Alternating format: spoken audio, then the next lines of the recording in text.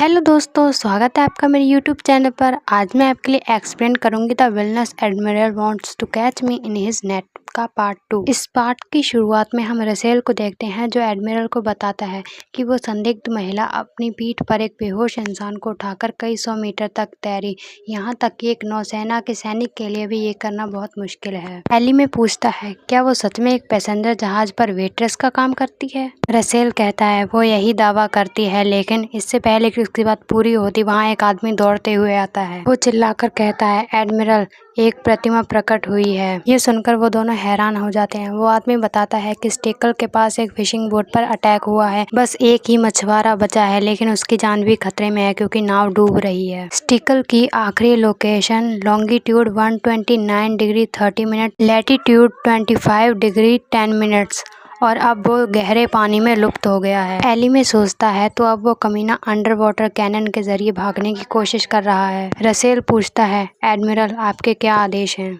Eli में सोचते हुए कहता है अगर हम लाइफ बोट्स तैयार करते हैं तो वो यहाँ से भाग सकता है। इसे आगे बढ़ाने के लिए हमें मछुआरे को छोड़कर यहाँ से जाना होगा, लेकिन हम मछुआरे को ऐसे मरने के लिए नहीं छोड़ सकते। वो सोचता है कि मुझे फैसला लेना होगा। बाहर की आवाज़ों को सुनकर सेला कहती है बाहर इतना शोर क्यों हो रहा है। मारिया कहती है पता नहीं क्या हो रहा है। तभी उन्हें बाहर से चिल्लाने की आवाज़ आती है। कोई कहता है एक मछुआरा पानी में गिर गया है। वो कहता है कि लाइफ बोट को लॉन्च करने में 20 मिनट लगेंगे। एडमिरल का आदेश है कि स्क्वैकल को पकड़ लिया जाए।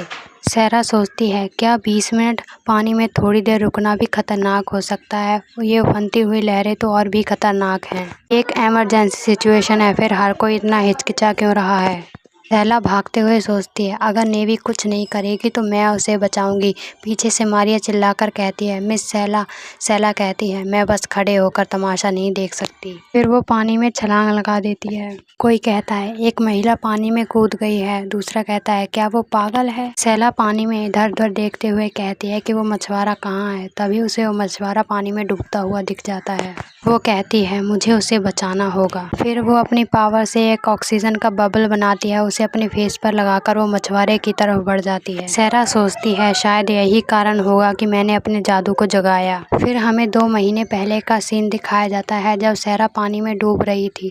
वो कहती है कि मैंने एक नोवेल में दोबारा जन्म लिया है। इस नई अजीब दुनिया में तालमेल बिठाने के लिए संघर्ष करते हुए मैं एक तूफान में फंस गई और समुद्र में पहुंच गई।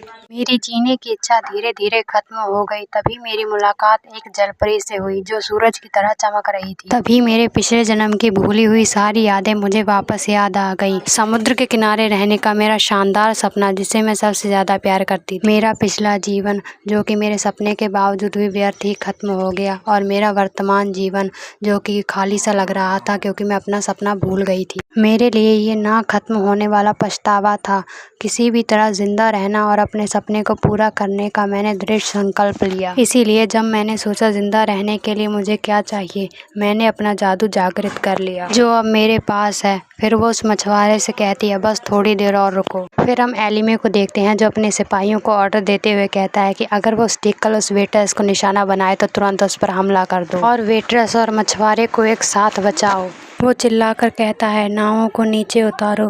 फिर वो मन में सोचता है मुझे समुद्र के नीचे से मैजिक एनर्जी फील हो रही है। वो अपनी गर्दन के पीछे बने हुए निशान को हाथ लगाते हुए सोचता है ये मैजिक एनर्जी बिल्कुल वैसी ही है जैसी मैं इस्तेमाल करता हूँ। एनर्जी करीब आ रही है। आखिर इस धरती पे क्या चल रहा है। फिर हम सेला को देखते हैं। एक आदमी चिल्लाकर कहता है वेट्रेस ने मछुआरे को बचा लिया है। इनक्रेडिबल, वो तो एक हीरो है। फिर हम एलिमे को देखते हैं जो सेला के पास आकर कहता है मछुआरा अभी जिंदा है।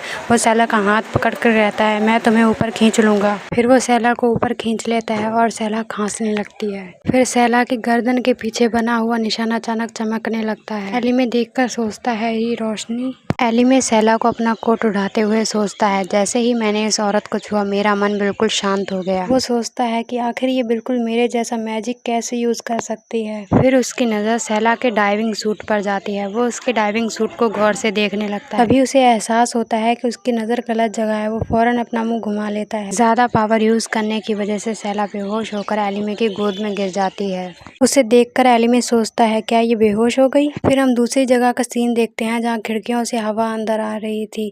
तभी सेला अपनी आंखें खोलते हुए सोचती है यहाँ बहुत रोशनी है, मैं नींद में में हूँ, मेरी आंखें भारी लग रही हैं, मैं कहाँ पे हूँ। अभी वहाँ कोई आते हुए कहता है ये इन्फेमरी है। वो आदमी कहता है तुम 2 दिनों से बेहोश थी। सेला हैरानी से कहती है क्या 2 दिन?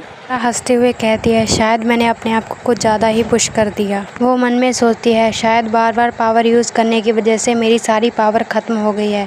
ये आदमी पता नहीं कौन है, लेकिन इसकी आवाज़ बहुत अच्छी है। वो आदमी सेला से कहता है कि मिलिट्री डॉक्टरों ने तुम्हें गंभीर थकान और हाइपोथर्मिया से पीड़ित बताया है। सेला कहती है ऐसा नहीं हो सकता। वो अपने मन में सोचती है क्या मुझे उस घटिया दिखने वाले इंसान ने यहाँ तक पहुँचाया जिसे मैंने नाव पर देखा था। वो आदमी सेला से पूछता है मैं जानना चाहता हूँ तुमने उस मछुआरे को क्यों बचाया। सेला कहती है क्योंकि मैं ऐसा करना चाहती थी। मेरे पास एक विशेष शक्ति है जिससे ये संभव हो सका। वो कहती है अगर मैंने उस मछुआरे को मरने दिया होता तो इसका पछतावा मुझे जिंदगी भर रहता। सेला सोचती है उसका मुंह पर्दे के पीछे छिपा है, मैं साफ साफ नहीं देख सकती। वो आदमी कहता है अच्छा ऐसा है तो आप इस जहाज से उतरने के बाद क्या करेंगी।